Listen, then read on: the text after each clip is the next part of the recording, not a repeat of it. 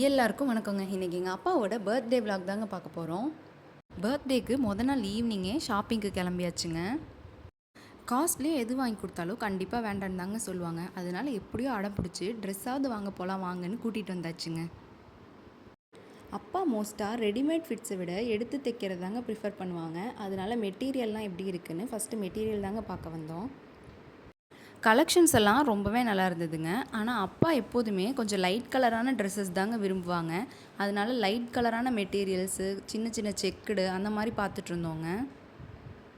அப்படியே ஒரு செக்ஷன் ஃபுல்லாக காம்போ ட்ரெஸ்ஸஸ் வச்சுருந்தாங்கங்க. நீங்கள் யாராவது கப்புலாக ட்ரெஸ் பண்ணணுன்னு நினச்சிங்கன்னா இந்த மாதிரி காம்போ பேக் எடுத்துக்கிட்டிங்கன்னா தனித்தனியாக போய் தேடணுங்கிற அவசியமே இல்லைங்க. பார்க்குறதுக்கும் ரொம்பவே சூப்பராக இருந்துச்சு.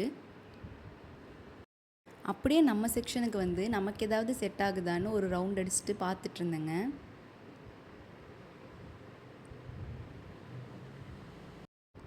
அப்பாவுக்கு ட்ரெஸ் செட் ஆனதையுமே கிரவுண்ட் ஃப்ளோர் போய் அப்படியே பில் போட்டு கிளம்பியாச்சுங்க. அப்படியே பைக் எடுத்துகிட்டு அடுத்த கடைக்கு கிளம்பியாச்சுங்க. நம்ம என்ன தான் பகல்லலாம் ஷாப்பிங் பண்ணாலும் நைட் நேரத்தில் இந்த கடைங்களோட வெளிச்சத்துக்கு நடுவில் பண்ணுற ஷாப்பிங்கே ரொம்ப அழகாக இருக்குங்க. அப்பா பர்த்டேவை இன்னும் ஸ்பெஷல் ஆக்கிறதுக்காக கேக்கும் நம்ம வீட்டிலே செஞ்சிடலான்னு முடிவு பண்ணி நேராக சூப்பர் மார்க்கெட்டுக்கு தாங்க போனோம். அப்படியே வேணுங்கிற திங்ஸ் எல்லாம் எடுத்து பேஸ்கெட்டில் போட ஆரம்பித்தாச்சுங்க.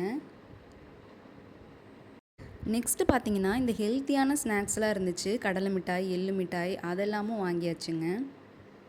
அப்படியே ட்ரை ஃப்ரூட்ஸ், நட்ஸு எல்லாத்துலேயுமே ஒரு பேக் எடுத்தாச்சுங்க. ஷாப்பிங்லாம் முடிச்சுட்டு வீட்டுக்கு வந்தாச்சுங்க. இது பர்த்டே மார்னிங். இன்றைக்கி காலையில் பிரேக்ஃபாஸ்ட் என்னென்னு பார்த்தீங்கன்னா சப்பாத்தியும் வெஜிடபிள் குருமாவும் தாங்க. அப்படியே பிரேக்ஃபாஸ்ட் முடித்தோடனே கேக் செய்யலான்னு எல்லா இன்க்ரீடியன்ஸும் எடுத்து வச்சு ரெடி ஆயாச்சுங்க. நானுமே ஒரு ப்ரொஃபஷ்னல் கேக் பேக்கர்லாம் கிடையாதுங்க. சும்மா அப்பப்போ ஒகேஷ்னலாக தான் செய்வேன். நாங்கள் பங்குனி மாதம் நான்வெஜ் எதுவும் சேர்த்துக்க மாட்டோங்க. அதனால தான் வீட்லேயே எக்லெஸ்ஸாக கேக் செய்யலாம் அப்படின்னு சொல்லிட்டு ஸ்டார்ட் பண்ணேன். இதில் நான் ஆட் பண்ணியிருக்க பட்டர் கூட வீட்லேயே செஞ்சது தாங்க. அந்த வீடியோவை நான் நெக்ஸ்ட் அப்லோட் பண்ணுறேன். இந்த ரெசிப்பியில் பார்த்தீங்கன்னா நான் ஒயிட் சுகர் தாங்க ஆட் பண்ணியிருந்தேன். நாட்டு சர்க்கரை வச்சு பண்ணோன்னா அதுக்கு வேறு ரெசிபி இருக்குது. சொல்லப்போனால் ஒயிட் சுகர் எடுக்கிறதெல்லாம் நம்ம குறைச்சிக்கிறது நல்லது தாங்க. ஆனால் இது ரொம்ப ரேராக எப்போயாவது செய்கிறங்கிறதால இதில் ஒயிட் சுகர் ஆட் பண்ணியிருந்தேன். இது ரொம்பவே சிம்பிளான ஒரு கேக் ரெசிபி தாங்க. உங்களுக்கும் வேணும்னா நீங்கள் கமெண்ட் பண்ணுங்கள். கண்டிப்பாக நான் ஷேர் பண்ணுறேன் நெக்ஸ்ட் வீடியோவில். நம்ம என்ன தான் கடையில் நிறையா ஃப்ளேவரில் நல்ல டேஸ்ட்டான கேக்லாம் சாப்பிட்ருந்தா கூட நம்ம வீட்லேயே செஞ்சு சாப்பிடும்போது ஒரு திருப்தி கிடைக்குங்க. அதுவும் நம்ம ஃபேமிலி மெம்பர்ஸ்க்காக செஞ்சு கொடுக்கும்போது அது இன்னுமே ரொம்ப ஸ்பெஷலாக இருக்குங்க. நம்ம ஃபர்ஸ்ட் டைமாக ஒரு விஷயம் பண்ணும்போது அது ரொம்பவே பர்ஃபெக்டாக வரணும்னு நம்ம எதிர்பார்க்கக்கூடாதுங்க. ஏன்னா அது எல்லாமே ஒரு லேர்னிங் ப்ராசஸ் தான். நம்ம வீட்டில் அம்மா அக்காலாம் புதுசாக ஏதாவது ரெசிபி ட்ரை பண்ணும்போது அந்த டேஸ்ட்டு அந்த ரிசல்ட் ஒழுங்காக வரலனா கூட கண்டிப்பாக அவங்களெல்லாம் டிமோட்டிவேட்டே பண்ணக்கூடாதுங்க. அவங்க அதுக்காக போடுற எஃபர்ட்ஸ், அதுக்காக எடுத்துக்கிற டைம் எல்லாத்தையுமே நம்ம கண்டிப்பாக பாராட்டியே ஆகணுங்க. அப்போ தான் நெக்ஸ்ட் டைம் அவங்க லைஃப்பில் ஏதாவது புதுசாக ட்ரை பண்ணணுன்னு நினைக்கிறப்ப ரொம்பவே ஹாப்பியாகவும் பாசிட்டிவ் எனர்ஜியோடையும் ஸ்டார்ட் பண்ணுவாங்க. நானே ஸ்டார்டிங்கில் கேக் செய்யும்போது 2-3 டைம் சரியில்லாமல் தாங்க வந்திருக்கு. ஆனால் என்னோடய வீட்டில் இருக்கவங்க கொடுத்த என்கரேஜ்மெண்ட்டில் தாங்க இந்த மாதிரி அடிக்கடி கேக் செஞ்சு இப்போ ஒரு பர்ஃபெக்டான கேக் செய்கிற அளவுக்கு நான் டெவலப் ஆகியிருக்கேன். இந்த கேக் பார்த்திங்கன்னா கோதுமை மாவில் தாங்க செஞ்சோம். இந்த கோதுமை மாவும் வீட்டிலே ரெடி பண்ணது தாங்க. முழு கோதுமையாக வாங்கி அதை நல்லா கழுவி வெயிலில் காய வச்சு மிஷினில் கொடுத்து அரைச்சதுங்க. அதை நல்லா சலித்து ஏர் டைட்டான கண்டெய்னரில் போட்டு மூடி வச்சிட்டோன்னா ரொம்ப நாளைக்கு கெட்டு போகாமல் இருக்குங்க. இப்போ கேக் பேட்டர் ரெடி ஆகிடுச்சு. அடுத்தது கேக் மேலே கோட் பண்ணுறதுக்கு க்ரீம் தாங்க ரெடி பண்ண போகிறோம். இதில் பார்த்திங்கன்னா கொக்கோ பவுடர், மில்க், பட்டர் அப்படின்னு எல்லாத்தையும் போட்டு நல்லா மிக்ஸ் பண்ணிக்கலாங்க. இதை நான் பெரியவங்களுக்கு செஞ்சதால் இங்கே எல்லாேருக்கும் டைரி மில்க் ஃப்ளேவர் பிடிக்குங்கிறதால டைரி மில்க் ஆட் பண்ணியிருந்தேங்க. இதுவே நீங்கள் கிட்ஸுக்கு பண்ணணுன்னா இந்த மாதிரி கடையில் வாங்குகிற எதுவுமே ஆட் பண்ணாமல் வெறும் நாட்டு சர்க்கரையே இந்த கொக்கோ பவுடர் கூட பட்டர்லாம் கலந்து நீங்கள் செஞ்சாலே நல்லா டேஸ்டியாக தாங்க இருக்கும். நெக்ஸ்ட்டு கேக் பார்த்திங்கன்னா நான் குக்கரில் தாங்க ரெடி பண்ணியிருந்தேன். ஒரு 20 to 30 மினிட்ஸ்க்கு நல்லா சிம்லேயே வச்சு வேக விடணும். ஹை ஃப்ளேமில் இருந்தால் உள்ளெல்லாம் வேகாதுங்க. Side பையாக லஞ்சும் ready பண்ணியாச்சுங்க. லஞ்சுக்கு சாம்பார், ரசம், அப்புறம் மஷ்ரூம் கிரேவி தாங்க செஞ்சுருந்தோம். எல்லாமே ரொம்ப டேஸ்ட்டாக வந்துருந்துச்சுங்க.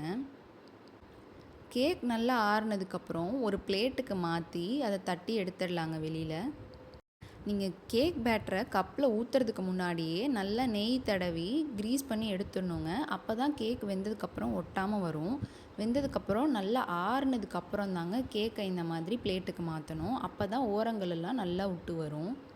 நான் கேக்கோட அளவு ரொம்ப சின்னதாக தாங்க பண்ணியிருந்தேன். ஏன்னா கெஸ்ட்டெல்லாம் யாரும் இல்லைங்க. சிம்பிளாக எங்கள் வீட்டில் நாங்கள் மட்டும்தாங்க இந்த கேக் கட் பண்ண போகிறோம். அதனால ரொம்ப சின்ன அளவில் தாங்க செஞ்சுருந்தேன். கேக் பார்த்திங்கன்னாலே தெரியும் எப்படி ஃப்ளஃபியாக வந்திருக்குன்னு. நெக்ஸ்ட்டு பார்த்திங்கன்னா நம்ம ரெடி பண்ணி வச்சுருக்க சாக்கோ க்ரீமை மேலே போட்டுடலாம். உங்களுக்கு இன்னும் கொஞ்சம் இனிப்பு நல்லா உள்ளே இறங்கணுன்னா இந்த கேக்கை 2 லேயராக கட் பண்ணிட்டு சாக்கோ க்ரீமை இடையில ஒரு லேயர் கொடுத்திங்கன்னா இன்னுமே நல்ல ஸ்வீட்டாக இருக்குங்க. இதில் நான் நட்ஸ் எல்லாம் குட்டி குட்டியாக கட் பண்ணி இந்த க்ரீமில் போட்டிருந்தேன். நெக்ஸ்ட்டு பார்த்திங்கன்னா சூப்பர் மார்க்கெட்டில் வாங்கியிருந்த சாக்லேட்ஸ் எல்லாம் எடுத்தாச்சுங்க. மேலே டெக்கரேஷனுக்காக தான் இந்த சாக்லேட்ஸ் எல்லாம் வாங்கியிருந்தேன். என்ன தான் நம்ம பேரண்ட்ஸ் எல்லாம் இந்த கேக்கு, கிஃப்ட்டு இந்த மாதிரி பர்த்டே செலிப்ரேஷன்லாம் எங்களுக்கெல்லாம் வேண்டாம் அப்படின்னு சொன்னாலும் அவங்கள இந்த மாதிரி முக்கியமான ஸ்பெஷல் டேலலாம் செலிப்ரேட் பண்ண வேண்டியது நம்மளோட முக்கியமான கடமைங்க. சின்ன வயசுலேருந்து நம்மளை நல்ல நிலைமைக்கு கொண்டு வரதுக்காக நம்ம அப்பா அம்மா எவ்வளவோ ஹார்ட் ஒர்க் அண்ட் சாக்ரிஃபைஸ் பண்ணியிருக்காங்கங்க. அதுக்காகவாவது நம்ம வளர்ந்தக்கப்புறம் அவங்கள கண்டிப்பாக சந்தோஷமாக பார்த்துக்கணுங்க. பொதுவாக நம்ம எல்லாரோட லைஃப்லையுமே நம்மளோட ஃபர்ஸ்ட் ஹீரோ நம்ம அப்பா தாங்க. அதுவும் பெண் குழந்தைங்களை பொறுத்த வரைக்கும் அவங்க அப்பா தாங்க அவங்களுக்கு சப்போர்ட் சிஸ்டமே. என்னை பொறுத்த வரைக்கும் எங்கள் அப்பா தாங்க என்னோடய ஃபர்ஸ்ட் ஹீரோ. ஹாப்பி பர்த்டே அப்பா. உங்கள் எல்லாருக்கும் இந்த வீடியோ பிடிச்சிருந்துச்சுன்னா லைக் பண்ணுங்கள், கமெண்ட் பண்ணுங்கள், ஷேர் பண்ணுங்கள், மறக்காமல் சப்ஸ்கிரைப் பண்ணுங்கள். தேங்க்ஸ் ஃபார் வாட்சிங்.